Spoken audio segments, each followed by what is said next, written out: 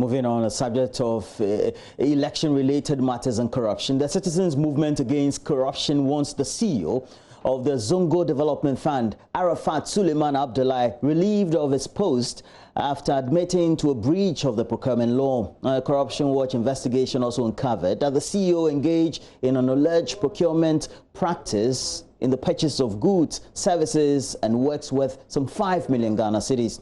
The management of the Zongo Development Fund also allegedly superintended over procurement breaches, including the inflation of contract figures and breaching of entity heads threshold. Now, speaking on PM Express, the co-chair of the Citizens Movement Against Corruption, Adam Sananu, said the Zongo Development Fund chief executive must, as a result, not only be fired, but must also be made to face the full rigors of the law. I wish that the citizens in that area, in the Zongos, who are supposed to benefit from this, will themselves begin to understand how come we are not getting the results they deserve when we set up these funds. It's just outrageous, absolutely outrageous.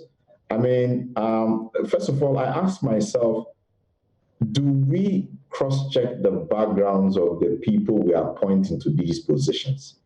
Because it's almost as if he has absolutely no clue about how procurement should be done, what is acceptable, what can be taken on board and not taken on board. And he seems to think that you can just correct it. I think these are red flags that it is very important that Corruption Watch is raising. Because we've already had a saga where trees that were supposed to be planted never were planted. We lost so much money. It is sad to think that in the same organization, barely within a 4-year period, we are beginning to see the makings of another huge scandal.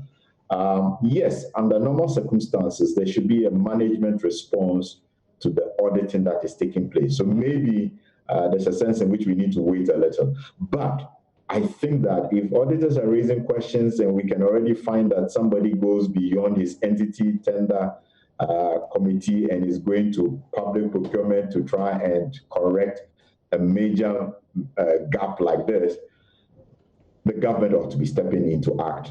If the presidency is up to its game, you should remove this guy immediately, indicate that the investigative bodies should quickly complete their investigations, submit reports for which the necessary sanctions. If he's cleared, fine. If it's not, the law should follow its course, and that should be done quickly.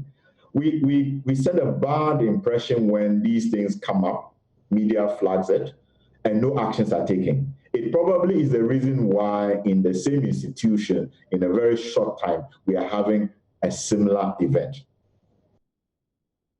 But that's it, our run-up of the latest news update right here. But we do have more news as we review the newspapers. Myself, Gifty Ando Apia, and the beautiful Mama Vioso Abwaje. Do stay on.